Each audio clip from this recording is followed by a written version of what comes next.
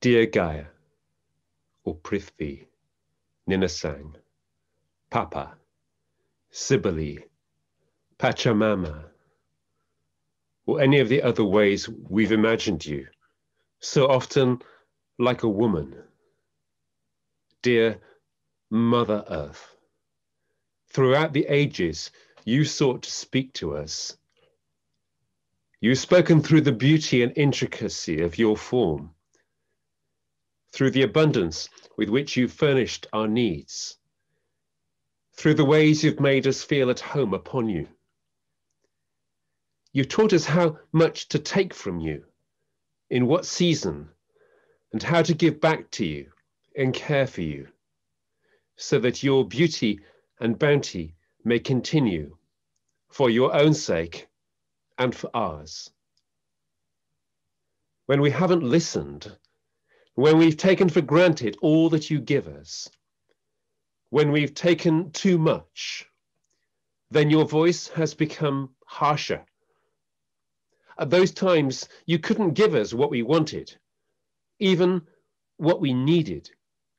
And some of us starved or thirsted or fought each other for what there was. When there were just too many of us, too unmindful of what we did, you spoke through flood, fire, and drought, and the spreading of disease. There were always some who heard your voice and listened. They made stories to celebrate your blessings, to convey your teaching, and stories to warn what will happen if we don't treat you with respect. The ones the tale tellers call stories of the fairies' revenge.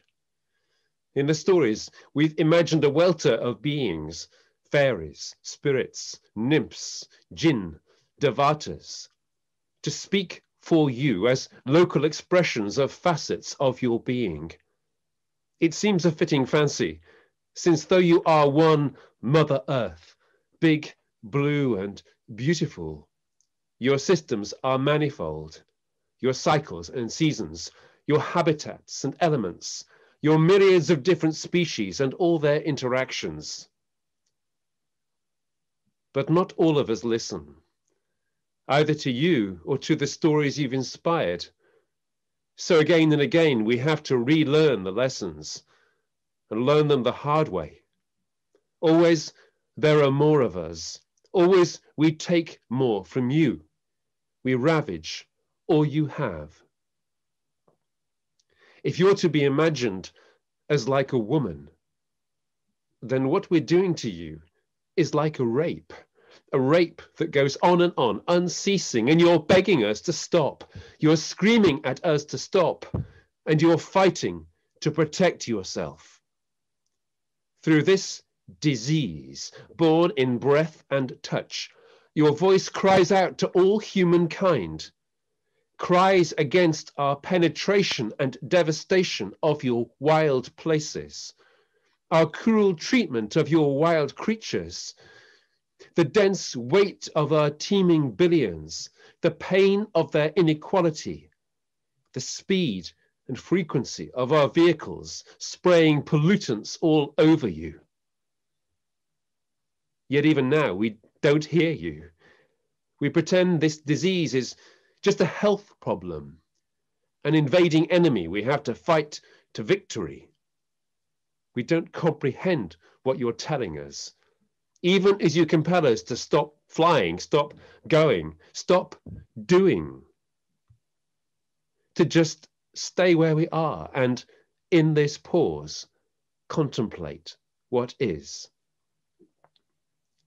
As for me, I'm one of those teeming billions.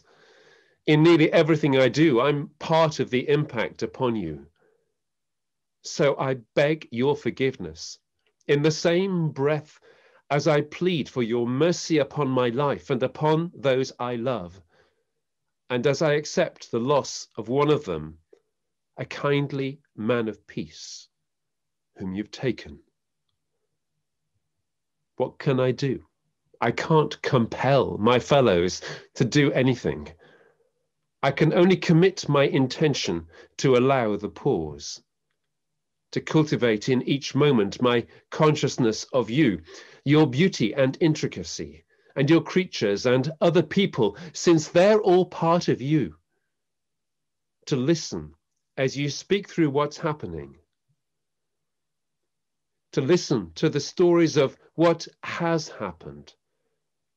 And to listen to what speaks through the tissues of my own body. For this too is part of you.